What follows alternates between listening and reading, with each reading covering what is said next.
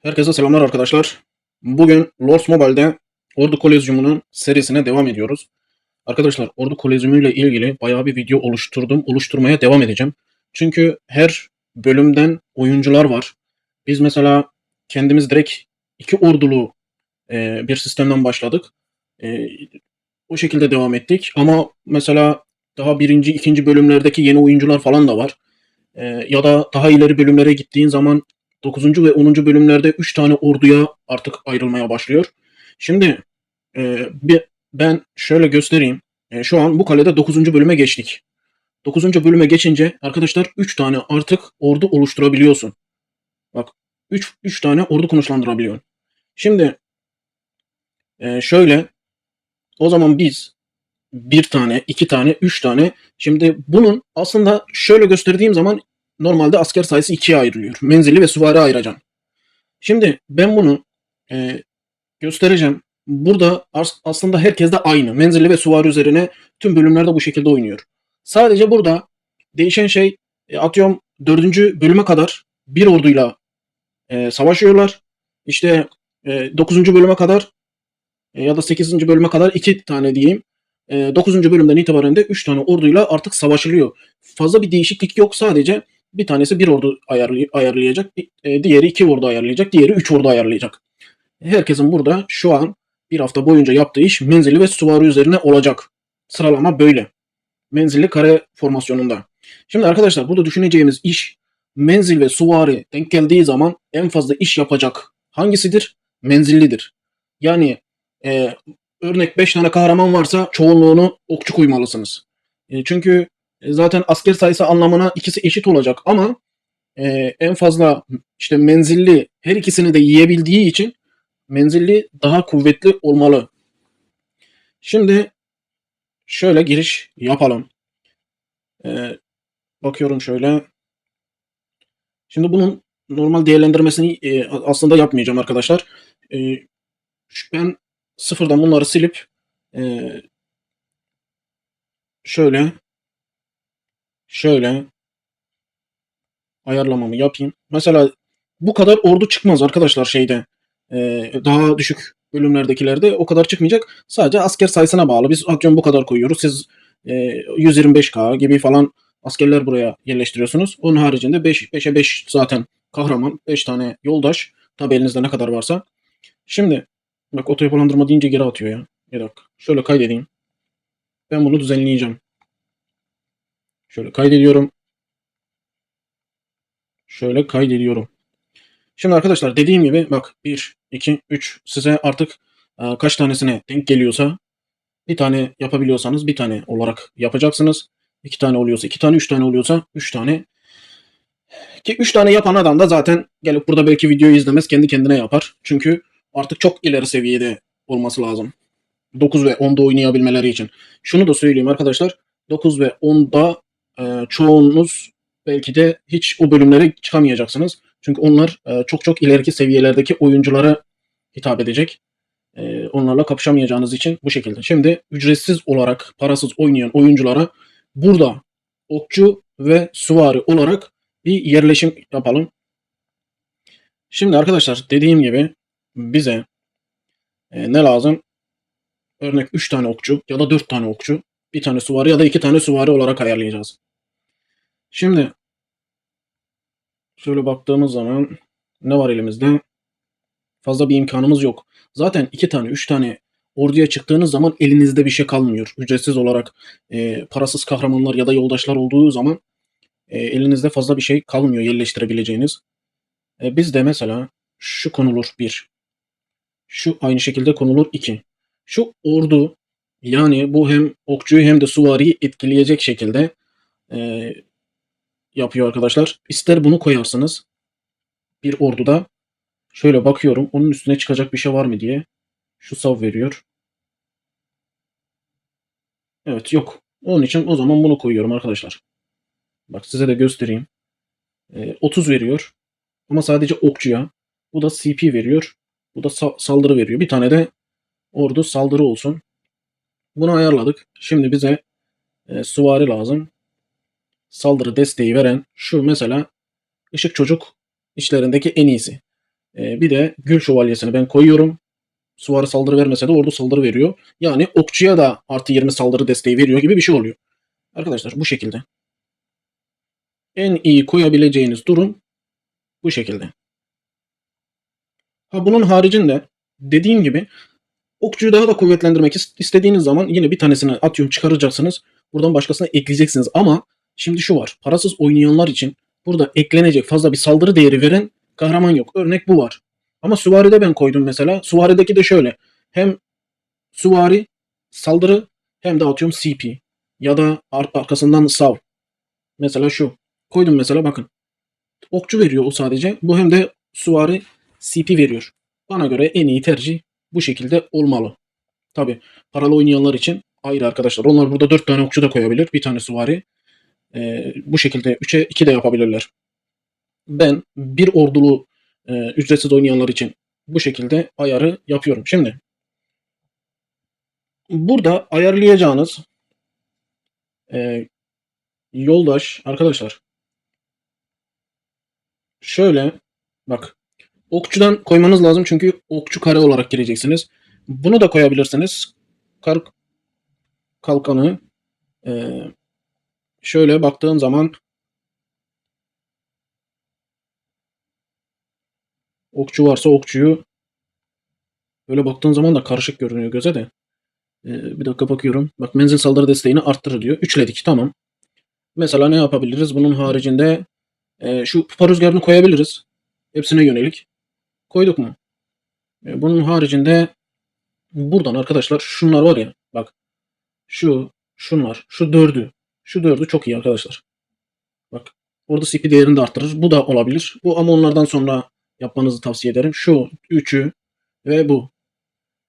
Şu kupa rüzgarı da aynı şekilde. Bu dördü aslında beşi. Tam orta yerlik.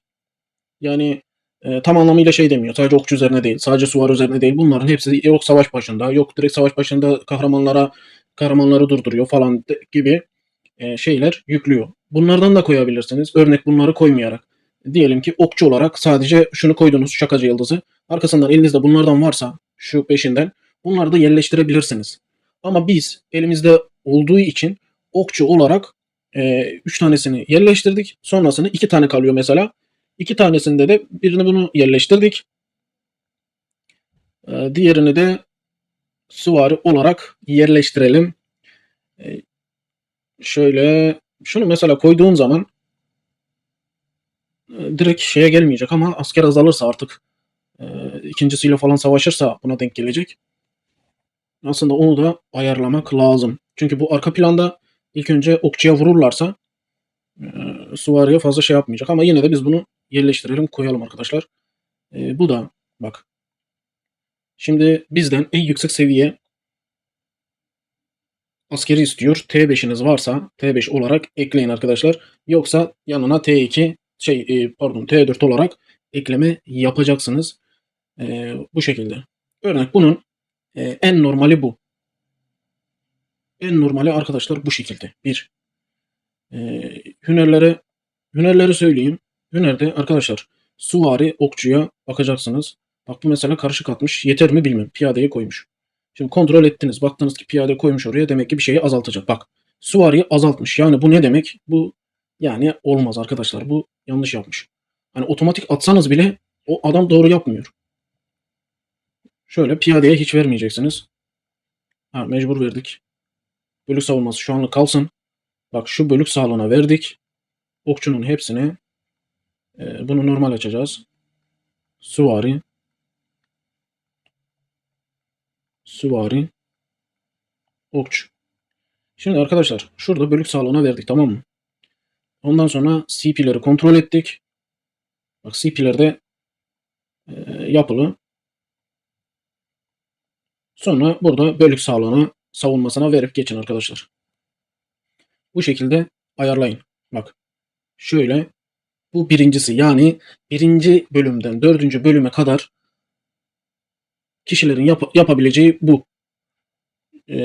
Kahramanlar elinizden geldiğince varsa ki olmayanlarınız da olacak ya da yoldaşlarınız tam olmayanlar da aynı şekilde olacak. Arkadaşlar şurası burada belirleyici özellik aslında. Bak biz burada 3 tane okçuyu koyduk. Bir tane ordu için, bir tane de süvari için.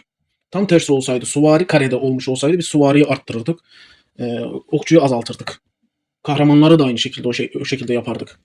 Bunu biraz daha ön plana çıkarıp burada dörtleme de yapılabilir. Altta da aynı şekilde e, direkt 4 tane okçu da konulabilir. 4 tane okçu bir tane orduyla alakalı konulabilir. Ya da burada diyelim ki bir tane okçu koydun. Diğerlerinin hepsini söylediğim gibi savaş başında kullanılacak yoldaşlar da koyabilirsiniz. Böyle arkadaşlar. Şimdi örnek ben bunu kaydediyorum. Şimdi 4'ten sonra 5'te başlıyor. 6, 7, 8. Arkadaşlar bunlar da ikili orduya geçiyor. Bunlar da ikili orduya geçince bak bu sefer şimdi ikili orduya geçince parasız olarak yapılabilecek şeyler kısıtlanıyor. Örnek veriyorum. Yine okçu karede oluyor. Mesela bunu koyduk. Hadi menzil saldırı desteği var. Şöyle baktığım zaman başka menzil saldırı desteği veren bir şey yok. Şunu mesela örnek koydum. Bak bunda hiç menzilliyle alakalı şurada özellik yok. Hadi bunu da şimdilik koyduk diyelim. Şöyle geçiyorum. Parasız olarak atladığımız bir şey var mı diye bakıyorum. Dur yanlışlıkla koymayalım da. Şimdi Süvari'ye geldik arkadaşlar. Süvari'de de seçeceğimiz şeyler kısıtlı. İşte şu kaosu yaptıysanız kaosu ekleyebilirsiniz. İkinci askerimiz, ikinci ordumuz tabii ki daha güçsüz olmuş oluyor. Eğer ki rastgele yaparsanız. Sonraki videolarda bunların taktiklerinden bahsedeceğim arkadaşlar. Tabii ki buralarda taktikler uygulanabiliyor. Bunlara değineceğim. Ama bu videoda değil. Tüm videolarımızı izlemenizi tavsiye ediyorum. Şimdi e, kanalda bir ton video var. Sıfırdan hani eğitici videolar gösterir misin falan diyenler de var arkadaşlar. Zaten videolarımız var. Açıp bakın oynatma listelerini kontrol edin. Şimdi şuradan baktığımız zaman bak Suare Sav. Bu değil. Bu ne demiş? CP. Bu ötekinden daha iyi. Fazla seçebileceğimiz bir seçeneğimiz burada aslında yok. Ya o zaman şu. Bunu aldık. Bir. Bir de şunu alıyoruz arkadaşlar. 2. Zaten dediğim gibi fazla bir seçeneğimiz yok. İkinci ordumuz normalde daha güçsüz oluyor. Eğer ki hiçbir mantık, hiçbir taktik yapmadan bu şekilde dizeceksek.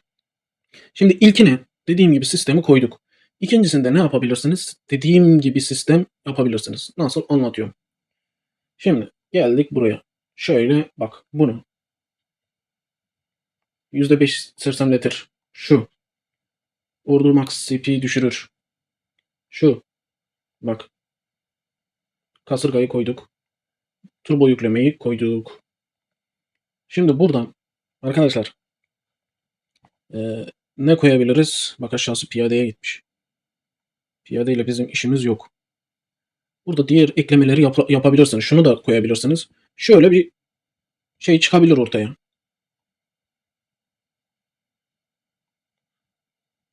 Şöyle bakıyorum, kontrol ediyorum.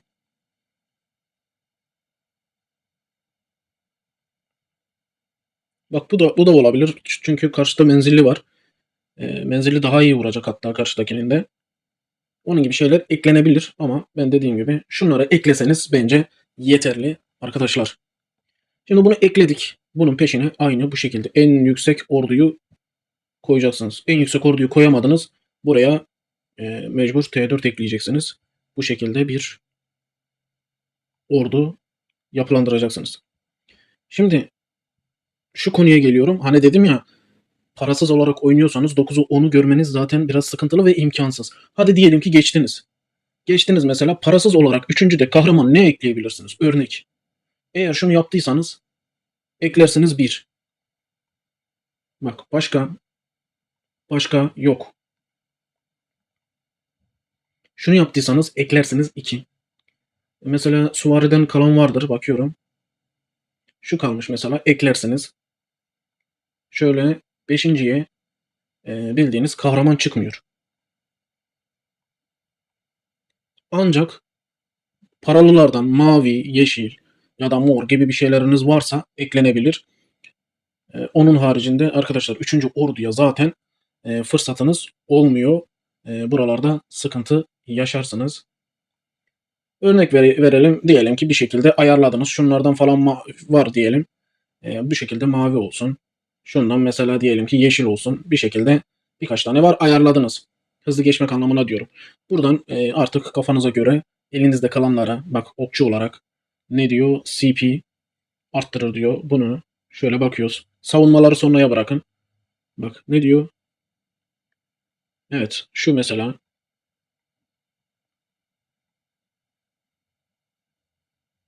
Evet süvari ile alakalı. Şunu mesela koyabiliriz.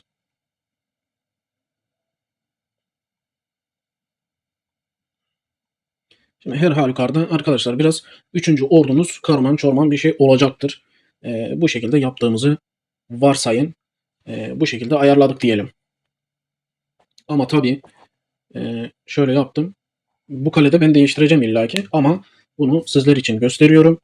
Arkadaşlar parasız olarak oynuyorsanız dediğim gibi çok çok ileriki seviyelere geçme imkanınız olmayacak. Normal düzeyde takılacaksınız. Taktik olarak bir şeyler sizlere ileteceğim. Ama diğer videolarda, sonraki videolarda bizi izlemeyi, takip etmeyi unutmayın arkadaşlar.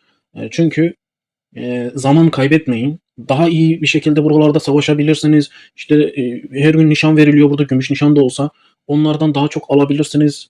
E, Altın nişandan aynı şekilde belki daha iyi alacaksınız. Yani kendi kafanıza göre oynarsanız biraz daha öğrenme boyutunuz uzar gider. Ondan dolayı arkadaşlar bizi takip edin. Diğer videolara bakmayı unutmayın. Sadece bu videoyu atıp geçmiyoruz. Eski videolarımıza da bakın. Diğerlerinde de tek tek ayar yapmaya çalışıyoruz. Bir tane kalede mesela asker sayısı yeterli değilse diye başlayıp asker yapmaya devam ediyoruz. Çoğunuzda da belki bakın mesela burada 3 tane ordu ayarladık. Üçüne de T5 koyduk. Başka bir kalemizde bunu yapmaya çalışsaydık üçüne de T5 koyamazdık. Bu kadar T5 koyulmazdı. Atıyorum mesela alt liglerde koyulurdu. Ama üst liglere çıktığınız zaman, üst bölümlere çıktığınız zaman oralarda bu kadar T5 bulma imkanınız az arkadaşlar. İlla ki T4 koyacaksınız. Belki de bu kadar yine ordu boyutu varsa bu sefer hepten aşağı gidecek. T4'ünüz de belki yetmiyor. T3'e düşüyorsunuz. T2'ye düşüyorsunuz. Bu şekilde gidecek. Ama dediğim gibi her düzeyde kaleyi sizlere göstermeye çalışıyorum. Bu şekilde 3 tane ayar yaptık biz de. Böyle arkadaşlar. Kolezyum illaki gittikçe zorlaşıyor. Yarın öteki gün daha çok taktik, daha çok videolar göstereceğiz. Kendinize iyi bakın. Görüşmek üzere.